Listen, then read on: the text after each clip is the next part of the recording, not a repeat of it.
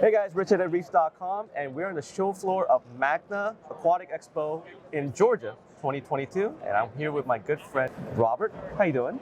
Doing well. How about yourself? Very good, thank you. You know, this name is something, it sounds something so new, but it's not so new, is it? It's not actually. The Pet Advocacy Network is really an outgrowth of PIJAC, which I'm sure most of the hobby in the industry is familiar with. Right. The Pet Industry Joint Advisory Council just celebrated its 50th anniversary, and as a part of that, we took a look at not only who we are and what we do, but how we appear to an outsider looking in, Right. and decided our name really wasn't representative of the work we were doing for the hobby and the trade. Right. And so PIJAC has become the Pet Advocacy Network. Gotcha. The thing is, it's now getting more relevant than ever because all these noise that's been going around with the Lacey Act and such. Can you tell me a little bit about it and how it's going to affect our hobby as a whole? Sure, absolutely. You're right. There has been a ton of confusion surrounding the Competes Act, Right. which does have a section that reforms the Lacey Act. That's our big challenge here. We've got a 2,000-page bill Right. that is generally a very good bill, Right. that has a half a page of text in it that is just devastating to the hobby and the trade. It does a few things. It creates a situation where an animal would have to be on an approved whitelist before it could be brought into the country. That's exactly the opposite of what has traditionally been done, where if something is determined to be potentially harmful, it's put on a blacklist, it's not allowed into the U.S. Makes Right. perfect sense. Right. In this case, they would start with a blank whitelist, and then as they did risk assessments to prove that species are not potentially damaging, they would be included on this whitelist and be allowed to be imported in. That could be a multi-year and a very expensive process, and we're afraid, particularly in the short term, that it would devastate the species available to the hobby and to the trade. Right. And by the time that list is built, the hobby's suffered an insurmountable. Actually, as well as these farmers keeping variety of animals, like it was just, numbers will go down, dwindle down, right? Oh, absolutely, Yeah. because that's one of the other things this bill does. It empowers the U.S. Fish and Wildlife Service in a way that it has never had authority before. It would give them authority over interstate commerce. So if something is considered potentially invasive anywhere in the country, Right. it could be banned for not only importation into the entire United States, Right. it could potentially be banned from movement within the United States. So you could have something being aquacultured here in the States that couldn't even be moved to another state because it was potentially considered invasive somewhere, but not necessarily in that state that it's being moved to. Gotcha. Oh, that's a scary thought. So with all these clatter that's going around, there seems to be a lot of people talking about it. A lot of people are interpreting it different ways. What are some of the most common misconceptions that you have heard and seen with this whole act that's going on? Yeah, it's a great question, and there has been a lot of confusion on this, and it's to be expected. It's a 2,000-page bill Right. that's been through several iterations, and when you go to search for the text online, it's very easy to get a different version of the bill, an old version of the bill, a partial version of the bill.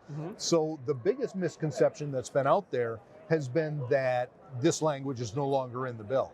And all I can say is this is a bill we are engaged on very heavily, Right. working at every step in it. And the version that passed the House of Representatives and was sent to the Senate has the Lacey language in it. So this is still in the House of Representatives version of this bill. That has been by far the biggest misconception.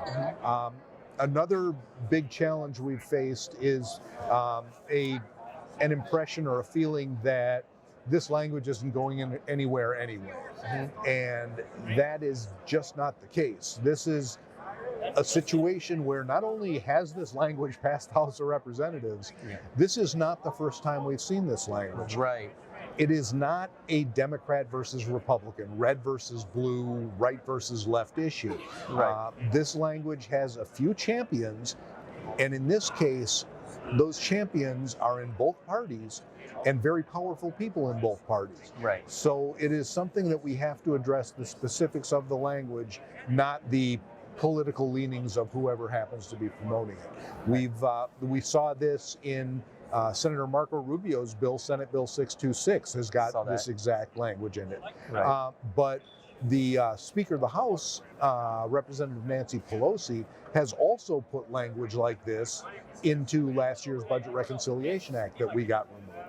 Right. So my concern is, even if we can defeat this language this time around, which I'm confident we can, I have seen a fantastic base of support from hobbyists and the trade pushing back on this and contacting their representatives.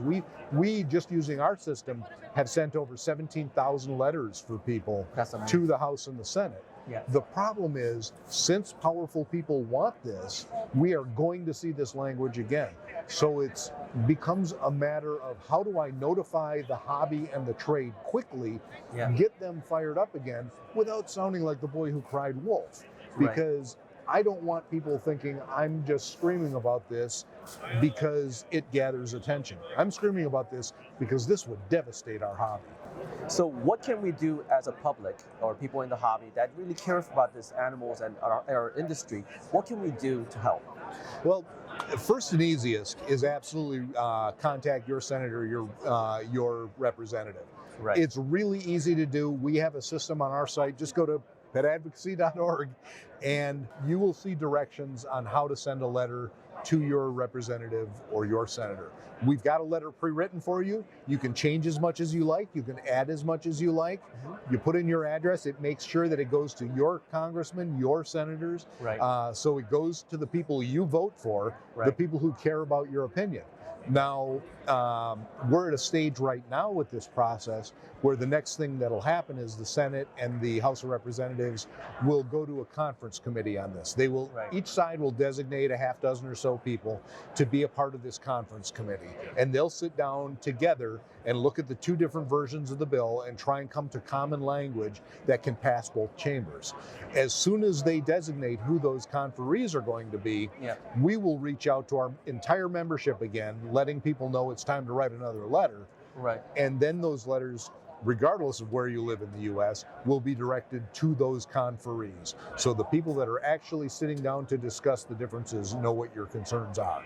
Gotcha. So if you guys have a minute, he was saying earlier that it only takes a minute or two of your time just to write this letter.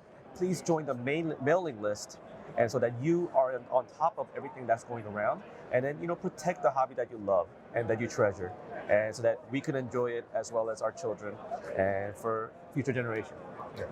I would ask that, since your followers are by far the hobby and not the trade, those of you who are hobbyists, talk to your stores about this. You guys get your information, and a lot of expertise from the stores you shop at for this. Your stores, if they are not a member of the Pet Advocacy Network, which was PIJAC, then ask them why, because that's how we communicate. We communicate through our membership primarily. And if they are not a member of us, they need to be a member of somebody. They need to be a member of an organization that will reach out and defend the hobby and defend the trade and promote good legislation and fight bad legislation, because it is just a part of the reality we're in. So as much as I'd like to see everybody a member of mine, what's more important to me is that all those businesses be a member of somebody. They need to have somebody speaking for them on legislative and regulatory issues. Very, very good point. All right, guys, be sure to check out their website, see what they're about, and find out what's going on right now, so that you could be part of this to preserve our hobby. Well, Robert, thank you so much for taking your time with me to talk about this important matter, and I hope you enjoy the show, and hope to see you in the many other shows to spread this awareness. There we go. Yeah, thank you, Richard. I sure appreciate it. I appreciate you taking the time to sit down and talk with me about this, and I definitely appreciate MACNA letting me come here and do the same. So it's going to be a great show, and it's great to be out from behind my computer again. Right. All right, guys. Thank you for watching. Have a good day. Thank you.